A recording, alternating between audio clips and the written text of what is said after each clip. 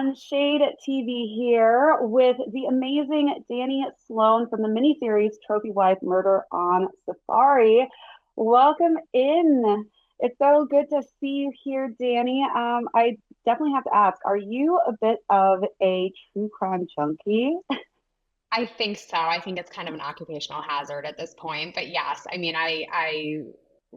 love all things true crime. I've been watching true crime since I was probably inappropriately young to be doing that. But these stories are just so fascinating. And, so many of them tell these bigger picture, kind of more universal like truths. I love, the prism with which we can see the world through these stories. So you previously worked as the executive producer on the Menendez Brothers, which I also watched. I'm a bit of a true crime junkie myself. I probably watch at least five true crime stories a week. It's just so bad, but it's hard to stop watching it. Why did you decide to take on this specific story on Dr. Larry Rudolph? Well, first of all, thank you for watching The Menendez Brothers. That is one that just continues to keep generating so much news, and we're following very closely still.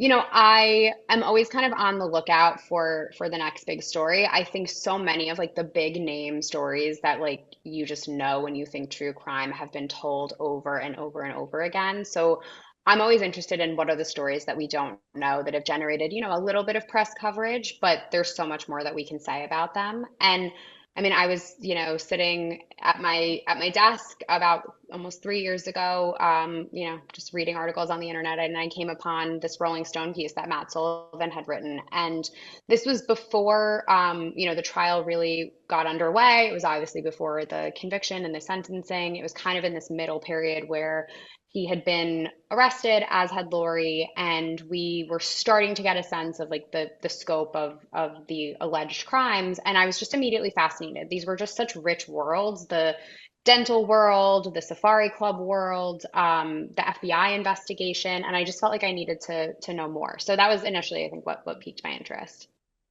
And as far as the timeline goes, it's kind of interesting. Like you were kind of saying, this happened like when they nabbed him, essentially, it happened way later. So, as far as timeline, how did you decide to kind of structure this series? Because I know we go back in time, we go forward in time, and back different types of increments and years. It's always a huge debate in the edit room and with our executives, and we go back and forth so much about structure because there really is no formula in telling these stories. The best true crime stories, I think, have a very clear beginning, middle, and end, but the way that you lay them out, I think, is just so story specific. So, like with Menendez Brothers, for example, we really used the trial as the spine to be able to kind of jump us back and forth in time because we had all this great trial footage. Here, it felt like each world needed to be an episode. So dental world felt like a very clear, in and out point for episode one, because that is just where so much of this started. Episode two being rooted in, the Safari Club and the hunting world, ultimately including, the final safari that he and Bianca went on, felt like good kind of like spine for the episode. And then ultimately catching up linearly in episode three to the investigation and to the trial felt like a good way to cap it off. But it was definitely a source of debate, especially, where we put the actual crime, how much we can sort of do before we put the crime in. Because it also felt like if we put the crime in episode one, you're just going to know what happened, and maybe you're not going to want to kind of keep watching, and you're not going to get to hear all of these other stories. So it was a lot of back and forth, but I think ultimately we tried to lay it out in as clean a way as possible. No, I really love the format because I do agree with you. It would have been, I feel like a different pacing, a different feeling as well if we had already known from the start initially what had happened versus kind of going on this journey and listening to all these interviews.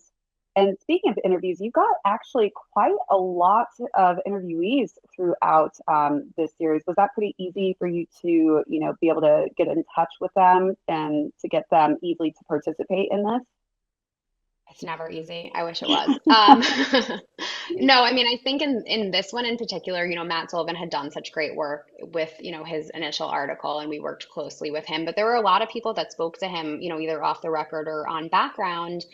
because this was really early in the process when he wrote this article. So by the time we went to go make the series, it had been a couple of years. And so people who were kind of hesitant to speak out in the beginning with their names attached, I think were more willing. But I will say this one in particular, I've been doing this for a long time, and the amount of like just fear and anxiety that people had in talking about Larry and talking about Lori, I think was palpable. People were very scared. They were scared of retaliation. They were scared of the vindictiveness that you kind of hear about throughout the series, and they were just nervous. I think the fact that, this was an adjudicated case, there had been sentences, the threat wasn't as present as it was when, they were talking to Matt, but still there was a lot of fear. So people were nervous. People, were kind of in and out of wanting to participate and not. So we definitely had to work with all of our subjects to make them feel as comfortable as possible. And ultimately, look, if someone doesn't want to talk because they don't feel comfortable, like we want to do this in as ethical a way as we can. So we always respect, everyone's decisions, but it did feel like the people who did speak felt a bit of catharsis. These were honestly almost like therapy sessions for them getting all of this off their chest. Yeah, and I did notice that so Larry's son was a part of this, but the daughter was not. Was she not up to speaking in this miniseries? Yeah, I mean, look, I think his kids have just been through the ringer Yeah. on this, and they've essentially lost both of their parents. So, we wanted to respect their wishes and their privacy as much as possible. I think Lori's daughter, though, was obviously very crucial in, Very crucial. Giving you that know, separate side of the story and spectrum. and just how complicated, this was for her. Like, I think, hopefully, and it seems like this has been the reaction, hopefully it humanizes Lori a little bit. And you understand that, like, maybe she's one thing to the people in the dental office, maybe she's one thing to the members of the Safari Club, but to her daughter, she's a mother and, she loves her and believes that she's innocent and that she did nothing wrong. So I think it was crucial to be able to like showcase the family dynamics as much as we could, but I really think Lori's daughter made such a big difference.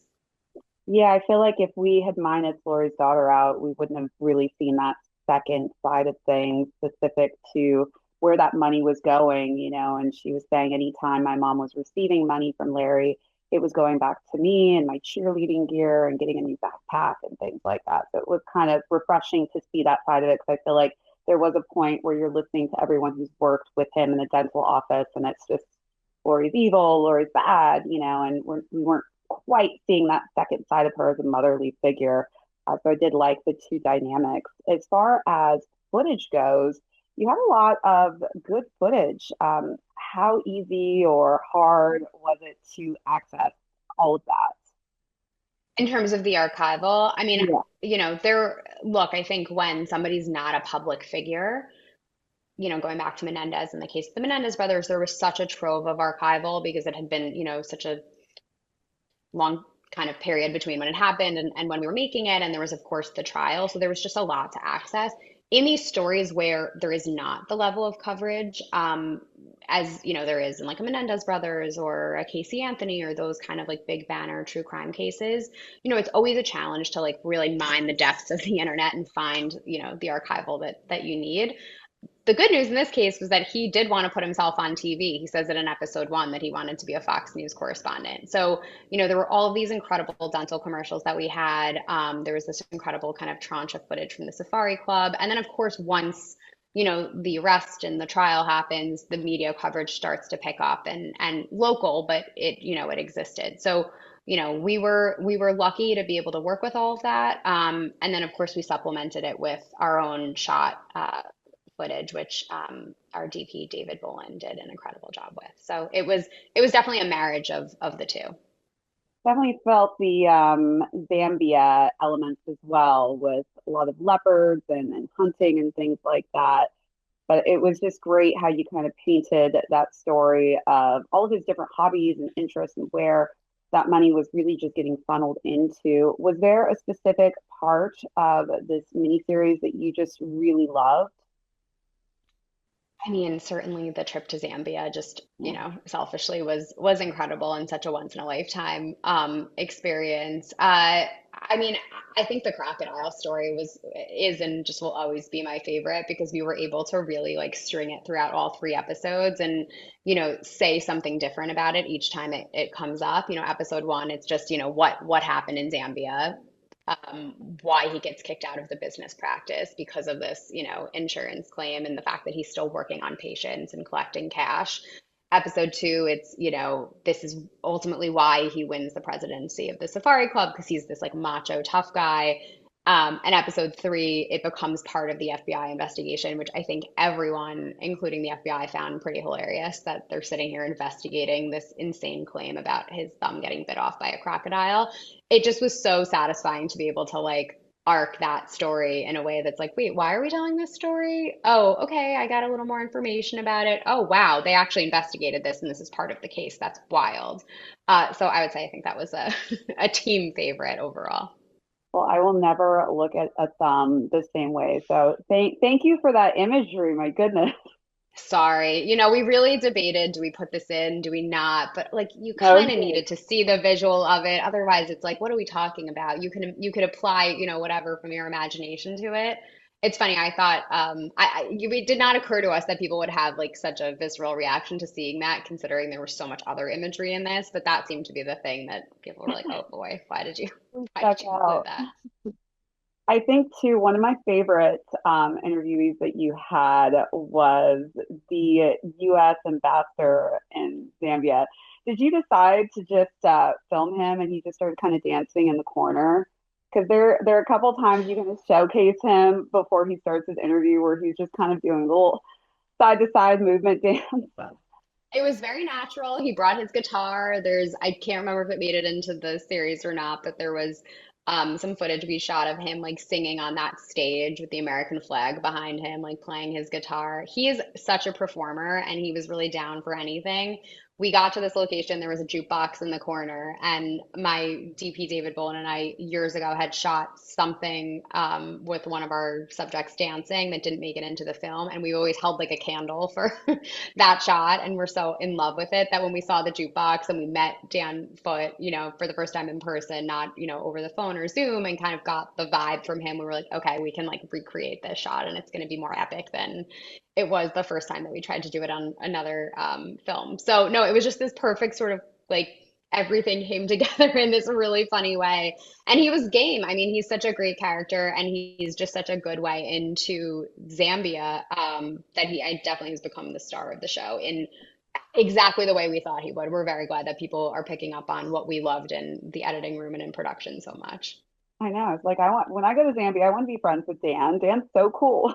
Oh yeah, I'll put you in touch with him. I'm sure he'd love to meet you. Well, I thoroughly enjoyed this. I loved, again, just how you thread the piecing of the storyline and really just took us through all of these different characters and loved learning about the competition even between the two dentistries when, Larry decided to open his own separate from his other partners. So it was quite entertaining to see just his personality. And I loved how you label things, Jekyll and Hyde and then you've got fishy titles. How did you come up with the titling for each of those episodes?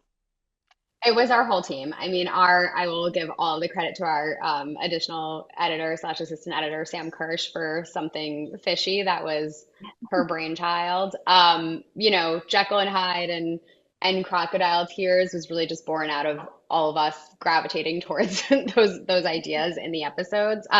We wanted to be kind of as cheeky as possible. There's such like a tone to this that's specific and sort of absurd and wacky that we wanted to make sure kind of was the case in everything from the main title to the music to the titles of the episode. We just wanted to kind of carry that like vibe all the way through. So that was the fun part.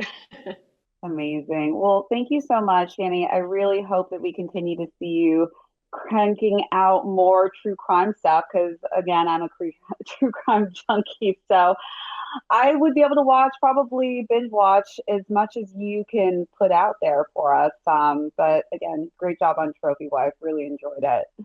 Thank you. And I've got some fun things coming out in 2026, so I will keep you posted Oh, for your next exciting, binge. exciting. True crime, of course, right? Of course, Of nothing course. else. All right. Thank you so much, Danny.